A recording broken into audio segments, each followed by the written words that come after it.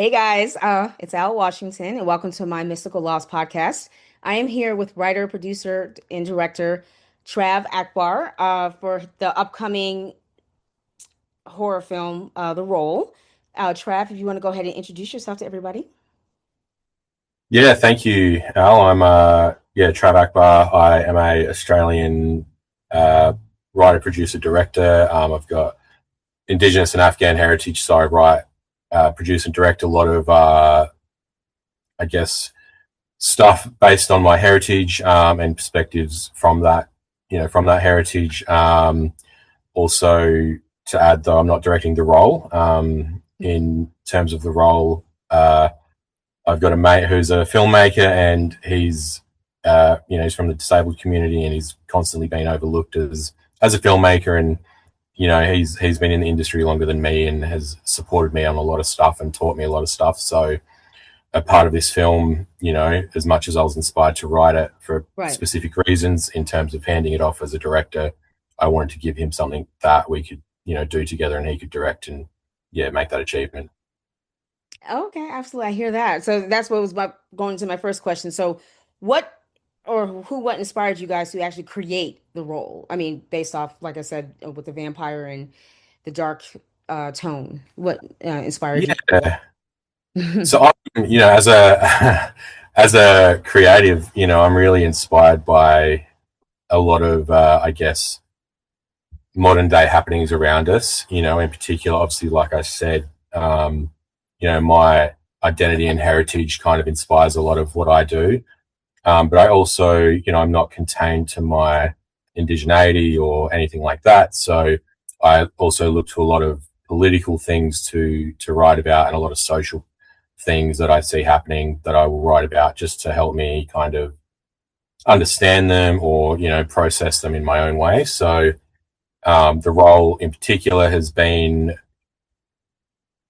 I guess, in the works in a different way for quite a long time. I had this concept of a method actor moving into a place of solitude to prepare for a role and kind of losing their identity. And I never was able to put a, a full theme onto that, I guess. Like, Right. I don't just want to write it to write it. I want to write it to address something, in my mind. Mhm. And, at the beginning, it was like moving into a serial killer's, apartment or something like that. And Right. there was all this serial killer coming out on TV, like Monster and stuff like that. But eventually, yeah, but I kind of dropped the idea because I was like, oh, I just can't really nail the theme I want. And then we've been reading a lot about the manosphere and, I guess, looks maxing and all these kind of online trends and stuff like that. And influences and whatnot. And I felt, like that's a great kind of segue to this character of, like, he's lost, he used to be this big kind of deal when he was younger. He's kind of lost that now. But he's been given this kind of opportunity to reinvent himself. And he's got to find something that, he can be inspired by and influenced by to create this character. And then the question became, how deep does that go? And how, I guess, how much can you lose yourself to something that you're trying to be, inauthentically? Like, how far do you go before it becomes you? Right. I guess. Yeah, Yeah. I get that. I definitely get that. That actually makes sense. So with that being said, how was the casting process? How was it casting your main lead, Steve? Yeah. So this has been an interesting one, because realistically, we also decided this film would be, I guess, a way to support ourselves as filmmakers moving on from, short films to feature film. And Yeah. obviously, the best way to do that, I think, if you're not supported by, studios and stuff like that, is to write something that you can do yourself. So, we've all got, between the producers and I, and the director, we've got heaps of equipment, all this stuff we can. So all we need is a place to film it, and we can easily cast it with locals and stuff. But and while we did I wrote it with my friend Murray Curtis in mind, because he's Right. worked with me on all my stuff. we actually got into a interesting, an interesting situation where I'd sent the script to a friend of mine who I'm working with at the moment, and he's a special effects artist, and I wanted some advice on the special effects in the film, and he sent it on to another actor from who's he's not huge, but he's got a lead film coming out on Netflix later this year, and he's one of the leads, and he loved the film, he loved the script, and emailed me out of the blue and was like, oh, you know, I really want to do this film, we really want to make it happen, Hmm. and he's coming to Australia for a feature in next month, so and it just lined up perfectly with our shooting window of September, and he's about to go on a press junket in November, and it would just been great to do that and have this guy whose profile is going to be lifting. And so we had a decision to make because we'd already kind of offered the role to Murray, and then the other actor who I won't name, but like who sent us some sides as well, and we had to talk to Murray and say, look, we've got a situation where we've offered you this role, but we've got like this guy who's given us a really, really great self tape, and it was really incredible what he did Hmm. with it, um, and so we're just going to consider that because the goal of this film is to one of the goals of the film is to support ourselves into feature filmmaking, and having a name actor will help that. Like Right. it just will. So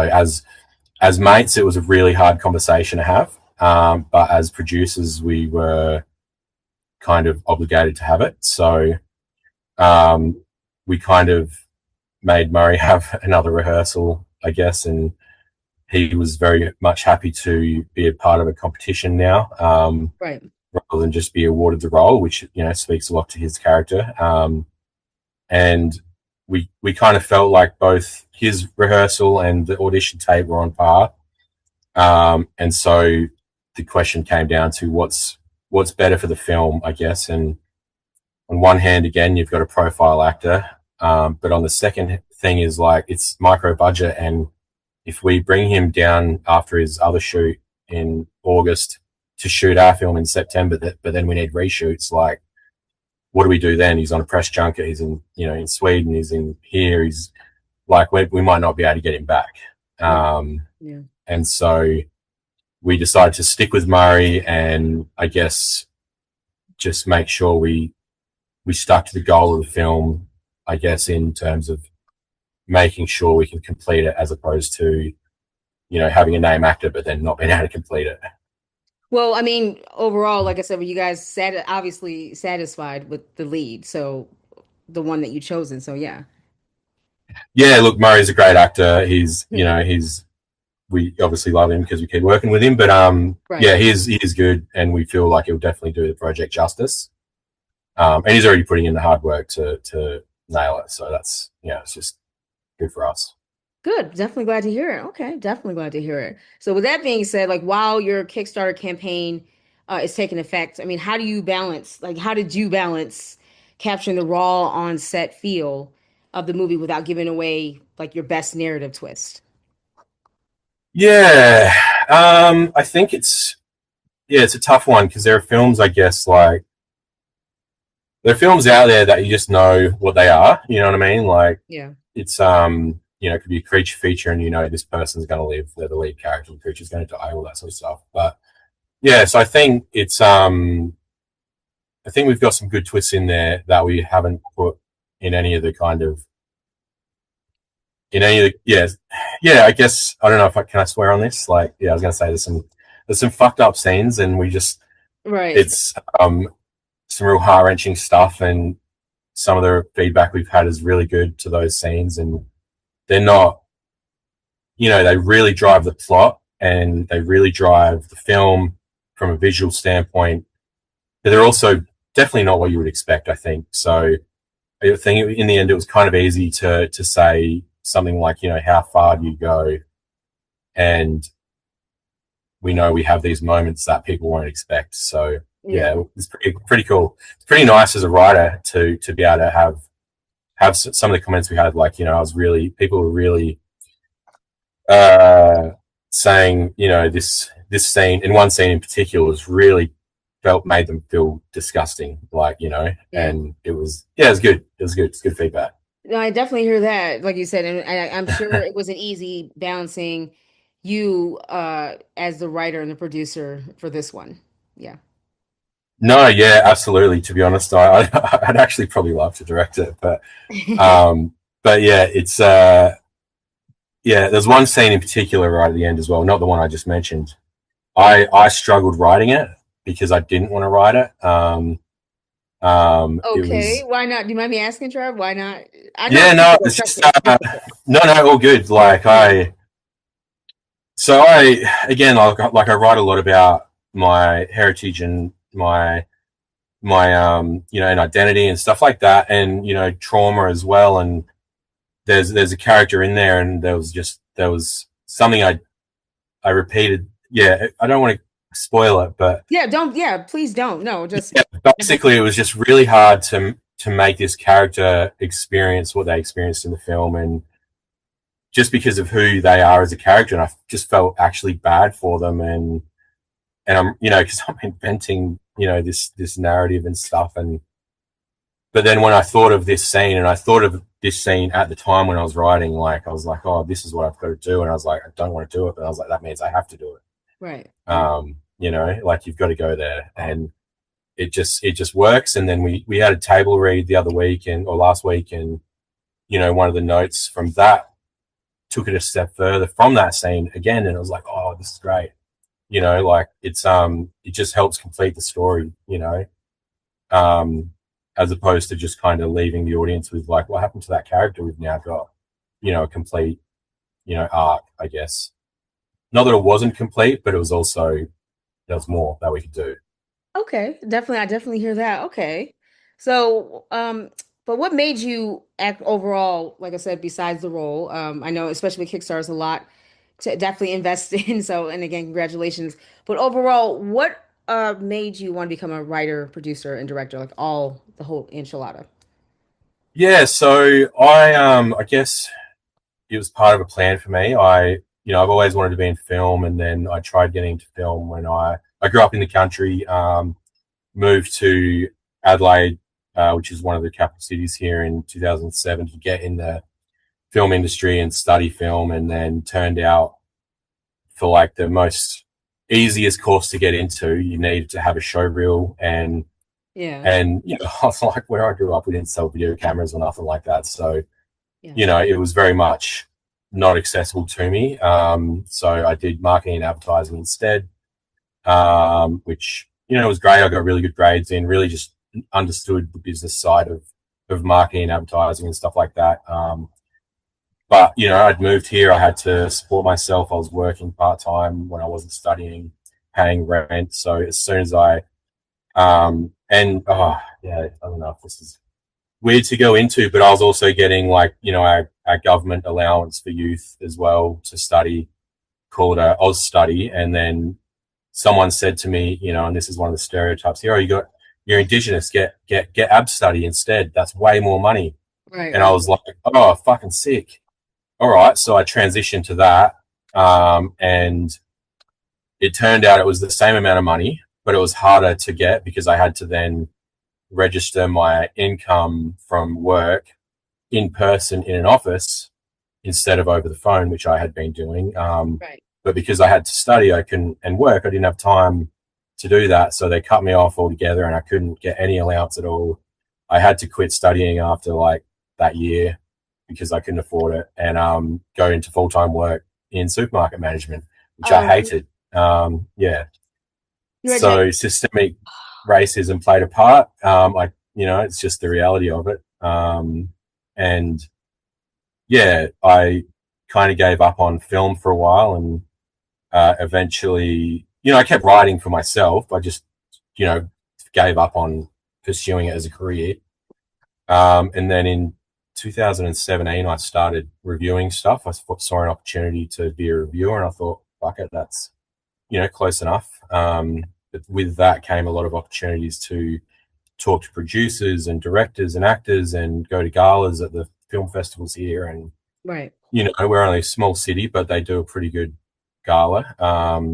And yeah, through that, I found a way into the industry and thought I'll give it another shot. And from there, it just again, like the business management and the study did still help. You know, I found myself understanding how to kind of network really well, and you know, I've written stuff and sold it in the US. I've optioned a fair bit of stuff, and I work full time for myself at the moment as a writer producer, less director, but still doing that here and there. And yeah, it was kind of a bit of a, for lack of a better word, a journey, I guess.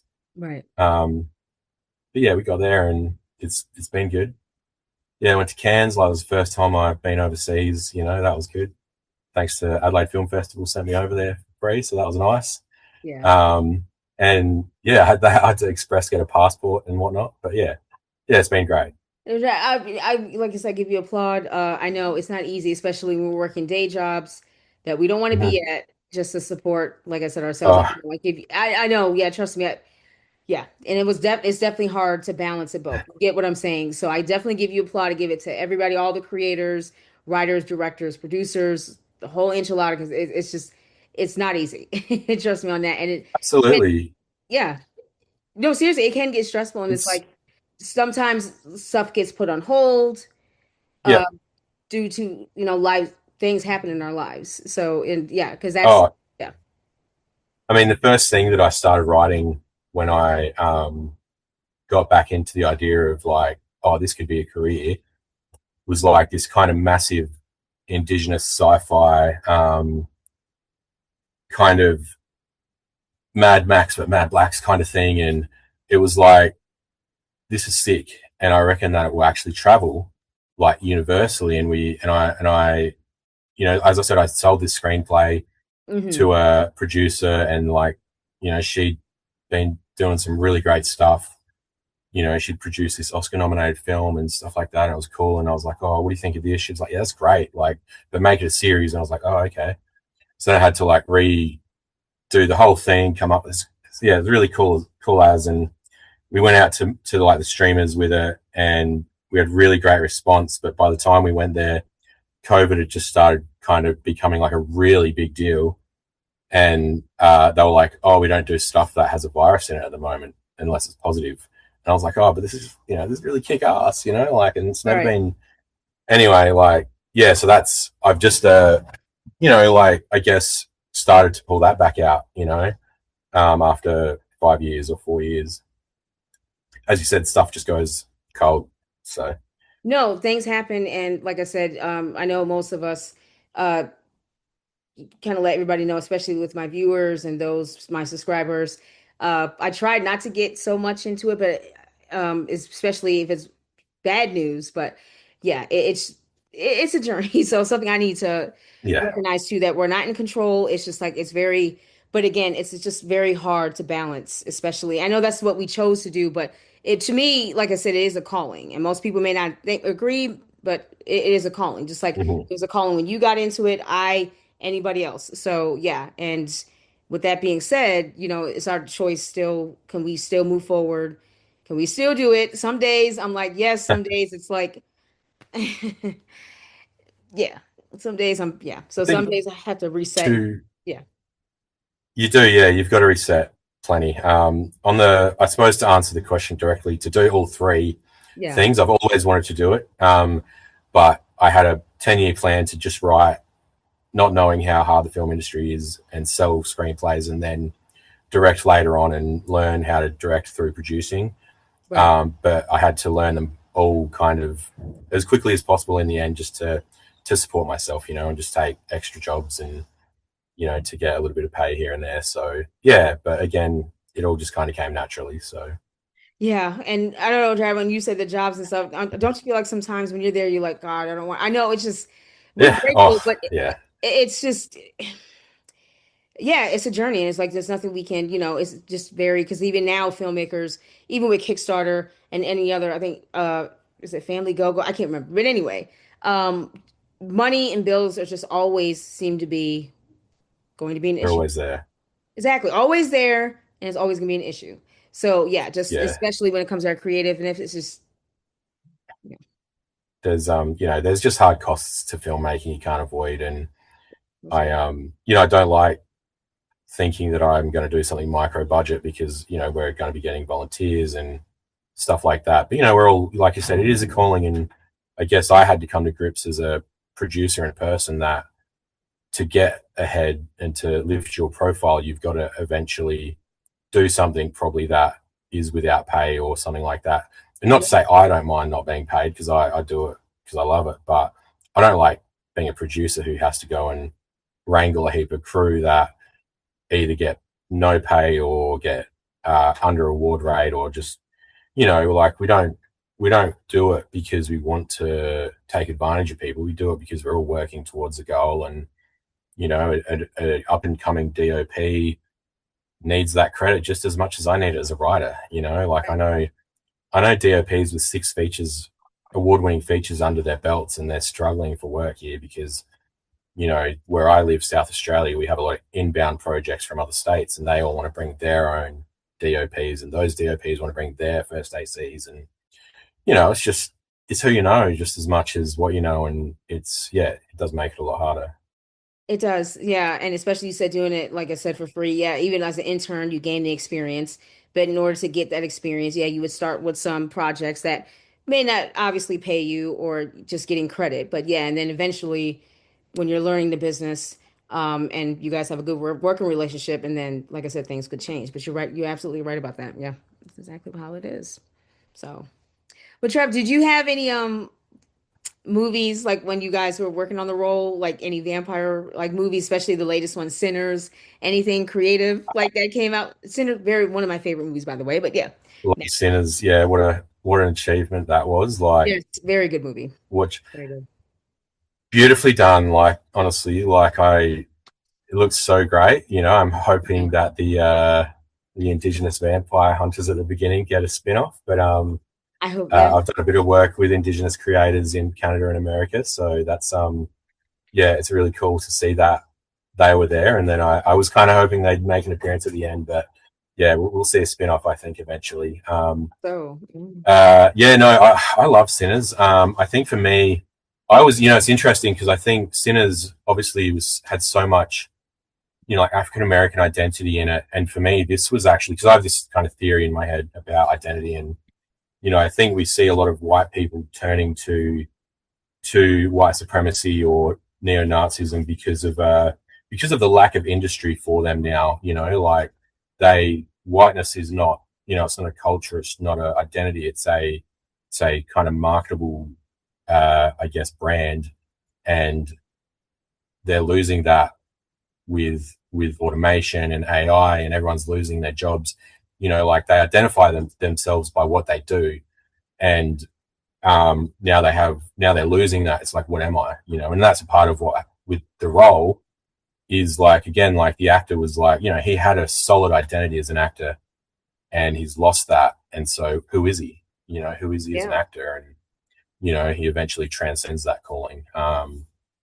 So yeah, for me, I guess creatively in terms of what Sinners was like, Sinners, I think had a beautiful, I guess, it was a beautiful calling to cultural, differences and to African American culture, but also, it spoke to a lot of the things I love writing about, which is like systemic racism and just yeah, racism and whatnot, and identity. So for me, I was kind of addressing the opposite in right. what that was. I think like and I think it's important that films like this come out because like the role because I think it's important that people who are suffering, I guess, from that identity crisis, they understand. Like, if you go far enough back, like everyone's got a culture, like Yeah. again, like that's something that is slightly featured in the role is talking about culture and going that far back. And yeah. Anyway, I'm rambling a bit now. No, you're fine. Absolutely no. This is your turn. This is your turn. Yeah, So, yeah. No, I get lost a bit sometimes. I could talk about it for a long time, but should I? That's the question. oh God, you're fine. No, and again, like I said, this is your time. You are on the podcast. But yes, Sinners, not No, I just because appreciate it. Oh, you're very welcome. No, not just because it was a black cast. Like I said, it was a natural script. It was just natural, Hmm. different story telling. It wasn't the same kind of most of the vampire stories, to me, in my opinion, kind of just watering down, kind of sound the same. This one definitely with the Sinners had a different, unique voice, especially with the script. The characters were fantastic. Yes. So overall, the tone, the atmosphere. So kudos to Ryan, the director, and Michael B. Jordan, obviously, and just all of them. Yeah. I thought it Yeah. was just fantastic. So yeah, Yeah. absolutely. Yeah, I loved it. I think Michael B. Jordan is a fantastic actor too. Like, absolutely Yeah, deserved all the plaudits.